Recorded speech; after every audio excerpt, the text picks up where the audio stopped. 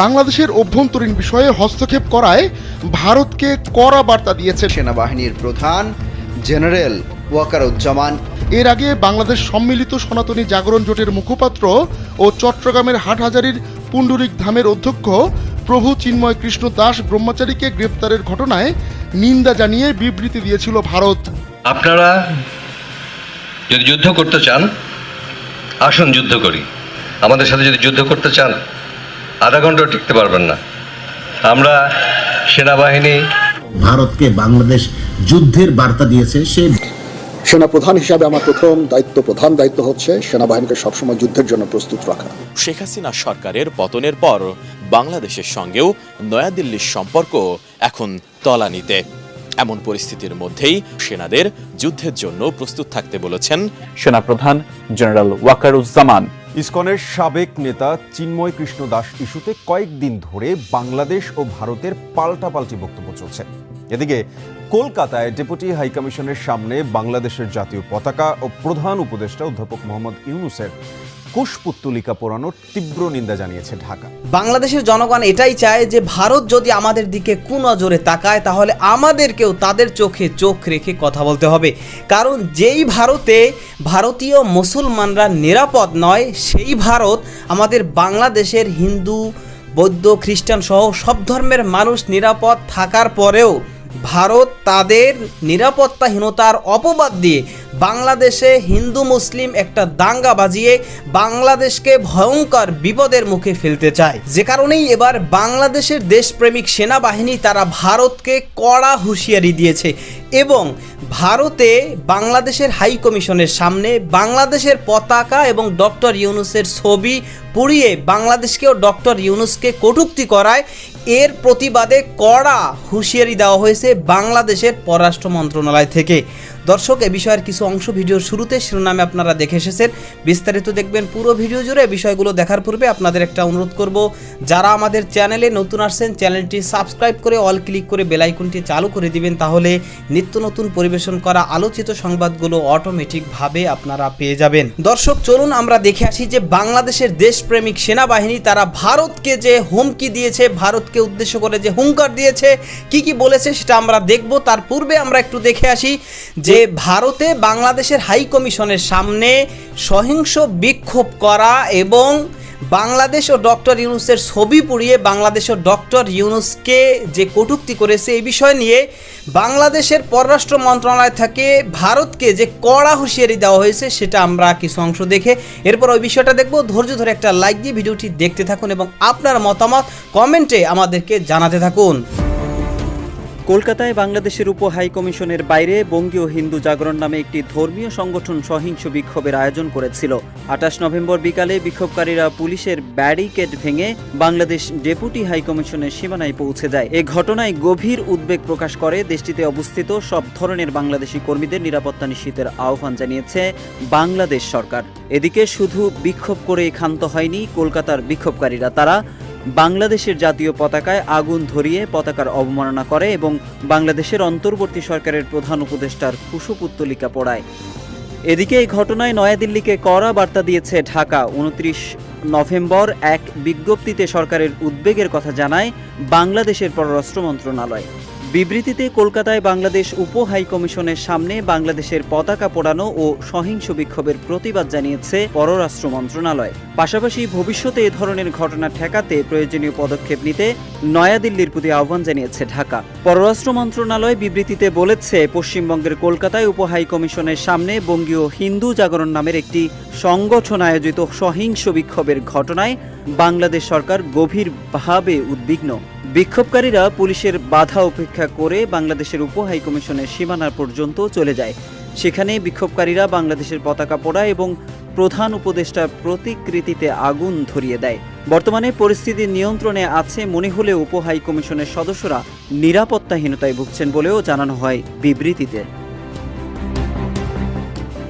এদিকে বিবৃতিতে তীব্র নিন্দা জানিয়ে বলা হয়, বাংলাদেশের জাতীয় পতাকার অবমাননা ও অন্তর্বর্তী সরকারের প্রধান উপদেষ্টার প্রতিকৃতি পোড়ানোর মতো দুঃখজনক ঘটনার তীব্র নিন্দা জানাচ্ছে সরকার।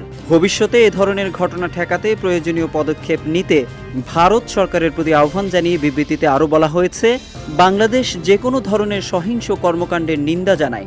একই সঙ্গে বাংলাদেশ সরকার কলকাতার উপহাইকমিশন সহ ভারতে অবস্থিত বাংলাদেশের সব কূটনৈতিক মিশন ও কূটনীতিক কর্মকর্তা ও সব কর্মীর নিরাপত্তা নিশ্চিত করতে নয়াদিল্লির প্রতি আহ্বান জানিয়েছে। সম্প্রতি বাংলাদেশ ও ভারতের মধ্যে পাল্টাপাল্টি বক্তব্য বিবৃতি চলছেই। গত কয়েকদিনের মতো শুক্রবারও দুই দেশের পররাষ্ট্র মন্ত্রণালয়ের তরফে প্রতিবেশী দেশের উদ্দেশ্যে পারস্পরিক ইস্যুতে বার্তা দেওয়া হয়েছে। এদিকে 29 নভেম্বর শুক্রবার ভারতের পররাষ্ট্র মন্ত্রণালয়ের সাপ্তাহিক ব্রিফিংয়েও স্থান পায় বাংলাদেশ প্রসঙ্গ। ভারতের পররাষ্ট্র মন্ত্রণালয়ের মুখপাত্র রণধীর জয়সওয়াল বলেন, হিন্দু এবং অন্যান্য সংখ্যালঘুরা যে হুমকির মধ্যে পড়ছেন এবং তাদের লক্ষ্য করে হামলা চালানো হচ্ছে, সেই বিষয়টি বাংলাদেশ সরকারের কাছে ভারত বারবার উত্থাপন করেছে। এ ব্যাপারে তাদের অবস্থান স্পষ্ট। এছাড়াও বাংলাদেশের অন্তর্বর্তী সরকারকে অবশ্যই সব সংখ্যালঘুর নিরাপত্তার দায়িত্ব নিতে হবে বলে মন্তব্য করেন রণধীর জয়সওয়াল। ইসকন প্রসঙ্গে এক প্রশ্নের জবাবে ভারতের পররাষ্ট্র মন্ত্রণালয়ের এই মুখপাত্র জানান, বিশ্বজুড়ে সুপরিচিত একটি সংগঠন হিসেবেই তারা ইসকনকে দেখেন। চিন্ময় প্রসঙ্গে তিনি বলেন, ব্যক্তি বিশেষের বিরুদ্ধে আইনি প্রক্রিয়া চলমান রয়েছে। তারা আশা করেন এই প্রক্রিয়া ন্যায্য, নিরপেক্ষ ও স্বচ্ছভাবে চলবে, যেখানে তাদের আইনি অধিকার সম্পূর্ণভাবে রক্ষিত হবে। তবে ভারত ও বাংলাদেশের মধ্যে চলমান আমদানি রপ্তানি যেভাবে চলছে তা চলতে থাকবে বলেও মন্তব্য করেছেন রণধীর জয়সওয়াল। উল্লেখ্য, সম্মিলিত সনাতন জাগরণ জোটের মুখপাত্র চিন্ময় কৃষ্ণকে গ্রেপ্তারের পর বিবৃতি দেয় ভারত সরকার। এরপর তার প্রতিবাদে পাল্টা বিবৃতি দেয় বাংলাদেশ। এদিকে গত 29 নভেম্বর কলকাতায় অবস্থিত বাংলাদেশ উপ হাইকমিশনের সামনে সহিংস বিক্ষোভ করে সেখানকার ধর্মীয় একটি সংগঠন, যার কড়া প্রতিবাদ জানিয়ে অবশেষে বিবৃতি দেয় বাংলাদেশ। প্রত্যেকটা ঘটনাকে আলাদা করে একটু বিচার করার প্রয়োজন আছে অন্যান্য ঘটনার থেকে। তার আগে আমি একটা জিনিস বলি, এই যে আমরা বর্তমান পরিস্থিতিতে আমাদের আইন শৃঙ্খলার বা যে ধরনের ঘটনাগুলো বললেন, আন্দোলন বা বিভিন্ন ধরনের প্রোটেস্ট, আনরেস্ট হচ্ছে, এগুলো করার পেছনে তিন ধরনের করছেন কারা, তিন ধরনের ব্যক্তি বা তিন ধরনের গ্রুপ। একটা হলো যারা চিহ্নিত অপরাধী, তাদের কাজই হচ্ছে বিভিন্ন ধরনের অপরাধ করা বা এই ধরনের বিষয়ে তারা কাজ করে। একটা হচ্ছে ইন্ধনদাতা, কিছু আছেন যারা উদ্দেশ্য প্রণোদিতভাবে কাজ করছে। আর একটা বড় গ্রুপ আছে যারা দেশের সাধারণ জনগণ, যেমন এই যে ছাত্রদের যেটা বললেন, এর আগে আমরা বিভিন্ন সময় দেখছি যে গার্মেন্ট সেক্টরের আনরেস্ট হচ্ছে, শ্রমিকরা করছে, এরা কিন্তু সাধারণ জনগণ, ট্রাফিক আইন ভঙ্গ করছে, এখানে কিন্তু আমাদের মতো সাধারণ জনগণ। এখন আইন শৃঙ্খলা রক্ষাকারী বাহিনীর ভূমিকাটা মূলত থাকবে প্রথম যে দুইটা গ্রুপ বললাম, যারা অপরাধী, যারা উদ্দেশ্য প্রণোদিতভাবে অপরাধ করে, বা ইন্ধনদাতা। সাধারণ জনগণের বিপক্ষে যখন আমাদের দাঁড়াতে হয়, আমাদের একটু চিন্তা করে কাজ করতে হয়। বিশেষ করে আপনারা যদি ছাত্রদের কথা বলেন, এই ছাত্ররাই আন্দোলন করে দেশের এখন একটা আমাদের যে বর্তমান পরিস্থিতি এনেছে, এবং আমরা সবাই আশা করছি যে দেশটা একটা ভালোর দিকে যাবে। সেই ছাত্ররাই যখন কারো ইন্ধনে একটু সাময়িকভাবে ডিরেইল হয়ে যাচ্ছে, পরিস্থিতি না বুঝে, তখন তাদের এগেনস্টে আমরা যদি শক্তি প্রয়োগের কথা চিন্তা করি, আমাদেরকে একটু চিন্তা করে কাজটা করতে হয়। ঠিক আছে, আমরা আশা করি ছাত্ররা, শ্রমজীবী, কর্মজীবী, সাধারণ মানুষ যারা আছেন, প্রত্যেকেই তার নিজ নিজ জায়গায় থেকে আমরা দেশটাকে কোথায় দেখতে চাই এবং সেখানে আমার নিজের কি দায়িত্ব সেটা বুঝবেন। এবং প্রথমত এই ধরনের, যখন সেটা সোশ্যাল মিডিয়া হোক বা অন্য কোনো যে কোনো মাধ্যমে হোক, যখন এই ধরনের কোনো ইন্ধন জাতীয় বিষয় তাদেরকে ইনস্টিগেট করার চেষ্টা হবে, তারা যাচাই করবে যে আসলে ঘটনাটা হয়েছে কিনা।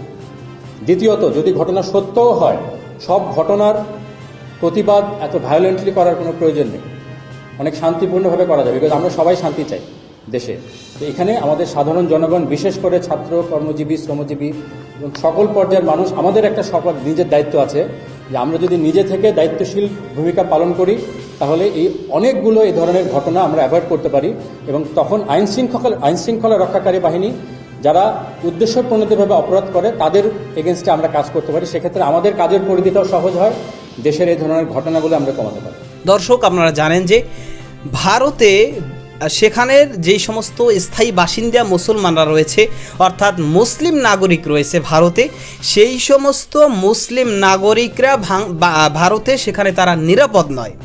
তারা সেখানে নিরাপত্তার সাথে বসবাস করতে পারতেছে না, তারা সেখানে নিরাপদের সাথে গরুর গোশত খেতে পারতেছে না। যদি কেহ গরুকে জবাই করে তাহলে সেই হিন্দু মালাউন যারা রয়েছে তারা এসে মুসলমানদেরকেই একেবারে হত্যা করে ফেলে। অর্থাৎ মুসলমানদের গরু খাওয়ার অধিকার রয়েছে, তো সেখানে মুসলমানরা তাদের গরু কেন জবাই করলো?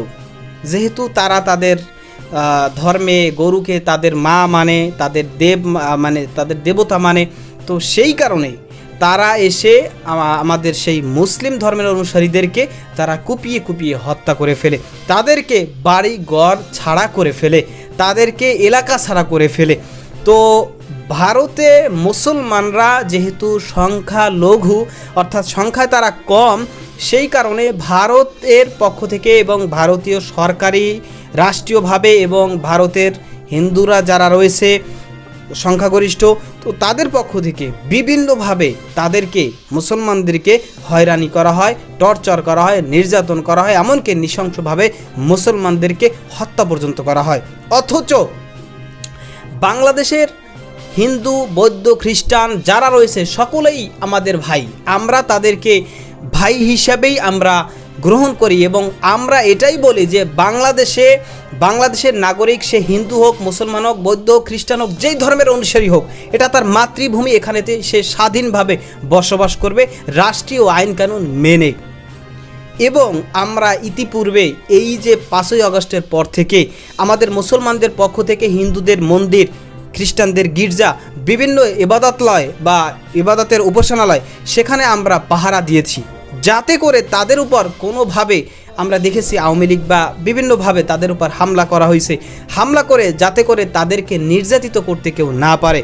অথচ এখন বর্তমানেও হিন্দুরাও বাংলাদেশে পরিপূর্ণ নিরাপদ রয়েছে এবং এখন কিছু ষড়যন্ত্রকারীরা তারা বাংলাদেশকে এবং বর্তমান সরকারকে বিপদে ফেলার জন্য তারা হিন্দুদেরকে ব্যবহার করে তারা ষড়যন্ত্র করতে চাইতেছে, যেটা বর্তমান সরকার প্রতিহত করছে। তো কেন বর্তমান সরকার তাদেরকে প্রতিহত করছে? সেই কারণে ভারত এখন বাংলাদেশে হিন্দুদের উপর, সংখ্যালঘুদের উপর নির্যাতন হচ্ছে এরকম মিথ্যা অপবাদ দিয়ে ভারত চাইতেছে বাংলাদেশ এবং বাংলাদেশে মুসলমান এবং হিন্দুদের মধ্যে একটা দাঙ্গা বাজিয়ে বাংলাদেশকে ভয়ঙ্কর এক বিপদের মুখে ফেলতে। কিন্তু বাংলাদেশের মানুষ, বাংলাদেশের মুসলমান এত বোকা নয়। বাংলাদেশের মানুষ জানে যে কিভাবে কোন পরিস্থিতি সামাল দিতে হবে। সে কারণেই ভারতের এই যে ষড়যন্ত্র, এই ষড়যন্ত্রে বাংলাদেশের জনগণ পা দেয়নি এবং দিবেও না। তো